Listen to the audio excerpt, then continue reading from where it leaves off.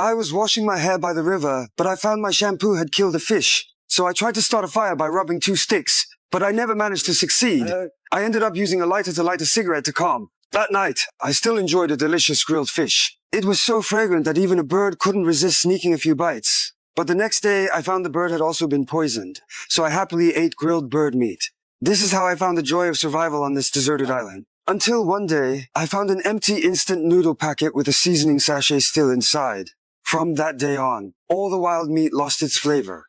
I became obsessed with those noodles, even repeatedly sniffing the lingering scent. That night, I dreamt of eating them, so I decided to find the ingredients on the island and make a bowl myself. Without flour, I used plant seeds as a substitute. I crushed the seeds in a bowl and mixed them with water, but all I got was a dark and sticky lump of dough. Until one day, I saw bird droppings and suddenly thought that there might be undigested seeds inside.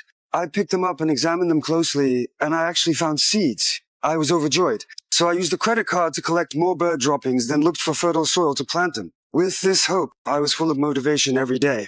Without fertilizer, I made my own. The quantity was small but steady. I even saved my own sweat to use. To protect the crop, I also made a scarecrow out of my suit jacket. As days passed, I guarded the field while passing time staring at the noodle packet. My life on the island became more and more comfortable. I took eggs from a bird's nest, fried them on my shovel. Then I grilled a fish, drizzled a few drops of sweat, so the delicious breakfast was made. Then one day, I happily spotted seedlings sprouting in the field. Some time later, the corn stalks were already tall. I was thrilled because I was getting closer to my noodles. But then, a delivery person suddenly arrived on the island and handed me a bowl of the noodles. It turned out a lady who had been secretly observing me ordered it for me. As the man was about to leave, I stopped him and asked him to take the noodles back.